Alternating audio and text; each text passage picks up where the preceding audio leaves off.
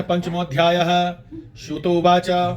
श्रुत जी बोले, सत्यदेव की माया से चंद्रकेतु राजा ने उन दोनों बनियों के वचन को कुछ भी न सुना और उनका सब धन ले लिया।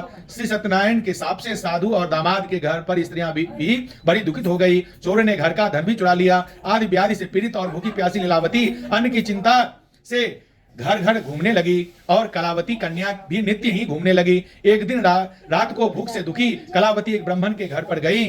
वहां सत्यनारायण वहां का व्रत को देखा, कथा को सुनकर निज मनोरथों को मांगी और प्रसाद को खाकर कुछ रात गए अपने घर आई। तब लीलावती अपनी कन्या को धिक्कारने लगी, हे पुत्री, इतनी रात तक तुम कहाँ रही? तेरे मन में क्या है? तब कन्या माता से सत्य वचन बोली, हे माता, मनोरथों को परिपूर्ण करने वाला श्री सत्यनारायण के व्रत को ब्राह्मण के घर में देखी हूँ। लीलावती कन्या कलावती का वचन सुनकर श्री सत्यनारायण के व्रत को करने के लिए उद्यत हुई। पतिव्रता साधु की स्त्री अपनी कन्या सहित बंधु बांधवों के साथ श्री सत्यनारायण भगवान के व्रत को किया।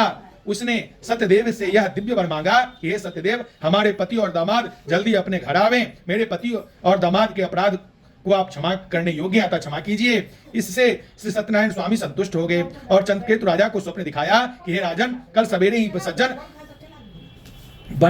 बनियों को छोड़ देना और उनका धन भी जो तुमने लिया है वो दे देना, नहीं तो हम धन पुत्र के सहित तेरा राज्य को नष्ट कर देंगे। यह बात राजा से कहकर सत्यनारायण स्वामी अंतर्धान हो गए। तब प्रातः काल के समय राजा निज जनों के साथ अपने मंत्रीजनों से सभा में उपस्थित हो यह अपना स्वप्न सुनाकर कहा, बंधे हुए बनियों को यथाशीघ्र छोड़ दीजिए। सभी ने राजा को यह सलाह दिया, ऐसा आदेश दिया। यह सुनकर दूत लोग बनियों को बंदी खाने से छुड़ाकर राजा के निकट ले आए और बिना युक्त वचन बोले, हे महाराज, हम इन दोनों बनियों को बंधन से छुड़ाकर लाए हैं। अब आपकी क्या आज्ञा है?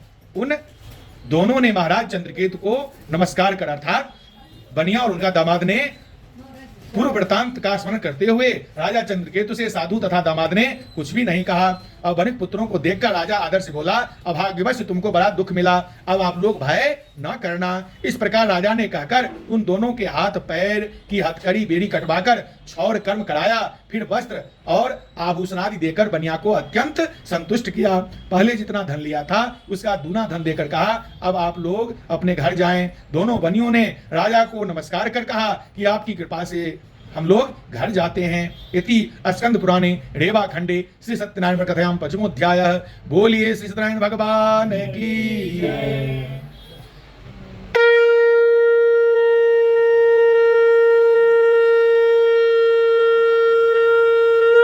ओम नमो भगवते